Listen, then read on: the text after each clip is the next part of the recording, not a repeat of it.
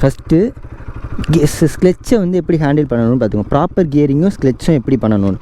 So ஸ்க்ளெட்சை டைட்டாக பிடிச்சிட்டு oscillator திருவிடக்கூடாது. என்றைக்குமே பைக் ஓட்டும்போது இப்படி பிடிக்கக்கூடாது. புதுசாக பழகும்போது இந்த ரெண்டு விரல் அது இது வச்சு இந்த 2 விரலில் ஸ்க்ளெட்சை பிடிக்கணும். இந்த 2 விரலில் பிரேக்கை பிடிச்சிட்டு இதில் வந்து ஆக்சிலேட்டரை கண்ட்ரோல் பண்ணுங்கள். ஸோ ஸ்க்ளெட்சை ஃபுல்லாக பிடிச்சிட்டு ஃபஸ்ட் கியர் டவுன் ஷிஃப்ட் பண்ணிட்டு ஃபஸ்ட்டு நீங்கள் வந்து எடுத்தோடனே ஓட்டக்கூடாது. ஃபஸ்ட்டு வண்டி மூவ் பண்ணி பார்க்கணும். எப்படின்னா ஸ்க்ளெட்சில் ஃபஸ்ட்டு மூவ் பண்ணணும். இப்படியே ஸ்க்ளெட்சிலே ஃபஸ்ட்டு மூவ் பண்ணி பழகணும்.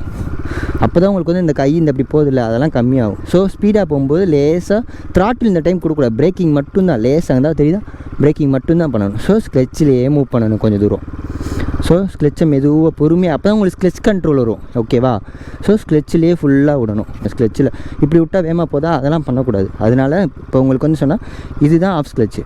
ஸோ இப்படி பண்ணால் வண்டி மூவாக போதா, இப்படி விட்டோம்னா வண்டி ஆஃப் ஆயிரும். புரியுதா? அதனால் என்ன சொல்கிறேன்னா பொறுமையாக ஸ்க்ளெட்சை விட்டு பழகணும். இப்படியே மெதுவாக நடந்து பழகணும். அடுத்து வந்து ஆக்சிலேட்டரில் கண்ட்ரோல் பண்ண பழகணும். ஸோ